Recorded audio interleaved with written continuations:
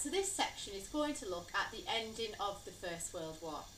So we need to look at various different things, and you'll find individual podcasts on different ones of these. But the one I'm going to start on is the Russian Revolution. So as you should know by now, the Triple Entente was Britain, France and Russia. And Russia had fought very, very hard in the First World War. But unfortunately, because as I've mentioned before, the soldiers were known as peasants in uniform, and some of them were just sharing guns and things like that, they took very, very heavy losses. They lost around 2 million soldiers in the first 2 years of the war. Now the Tsar Nicholas II, had gone to the front lines to support his men, and this could be seen as a very brave and moral thing to do. And in many respects it was. The problem was, back home, he left his wife, the Tsarina, and his children, and also one of his children suffered very badly from haemophilia, which basically means you bruise very badly underneath your skin, and it was a life-limiting disease. Now she got very, very much influenced by a man called Rasputin, and because he almost brainwashed her really, saying he could help, improve the health of a child, he was helping her to rule the country really while the Tsar was away. And people were very, very unhappy about that in Russia. So basically, they started to lose control of Russia. And by the time the Tsar got home to try and sort that out and help out, things had really gone from bad to worse. So there was a big revolution in Russia. The Bolsheviks, the people basically got the people at the bottom to overthrow the people at the top. So you would know it's communism now.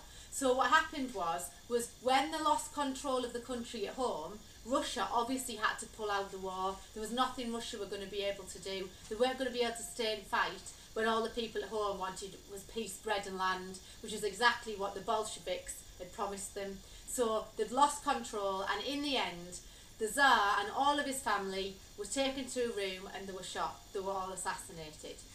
So things had become extremely serious for Russia, and obviously they withdrew from the war. And in March 1918, the new rulers of Russia, the Bolsheviks, Lenin, who was in charge of the Bolsheviks, signed the Treaty of Brest-Litovsk with the Germans, and this gave away basically a lot of the farmland in Russia, a lot of the grain supplies and things. And unfortunately, the Russians had to make peace with the Germans because they obviously couldn't continue to fight them anymore. So it seemed a big loss in November of 1917 when the Russians pulled out of the war. So that was 1 full year before the war, end of the war. So that they were left in November 1917, and obviously the war ends in November 1918. The USA entry into the war. So the American entry into the war was really, really important.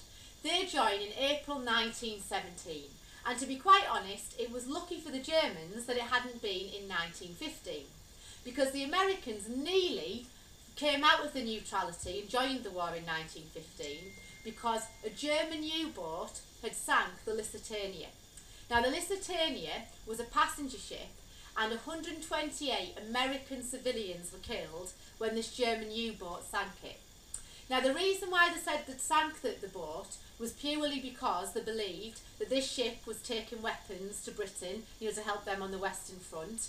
And obviously the British and the Americans totally deny this, but the fact that the ship actually sank in 18 minutes does suggest there was some sort of war cargo on there. Anyway, the reason why they don't join in 1915 is the Kaiser promises America that they are going to restrict submarine warfare.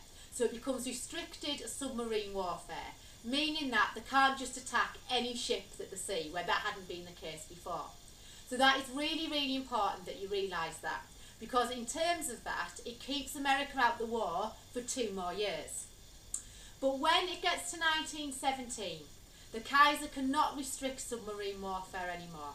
For the simple reason, what he's really worried about is he thinks that they'll lose the war anyway if supplies keep getting through to Britain. So he becomes desperate and he reintroduces unrestricted submarine warfare. So what that means is the German U-boats can now attack anything that they like again, any sort of ship that they like. So the Americans were like, no, right, we're going to go to war, because that was obviously something you promised not to do. And also the Kaiser had been in contact with Mexico and had tried to make Mexico attack America, because obviously they're right next door to them. And obviously when the Americans find that out, they're like, no, we're joining the war. So the American entry into the war was really significant because they hadn't been fighting for all those years. Yes, they had been helping to bankroll, you know, the war effort of Britain and things, but certainly what was important is they could bring 1 million fresh troops to the Western Front, and that is exactly what they did. They brought 1 million to the Western Front, and they were really moving them at a rate of around 50,000 troops a month to start with.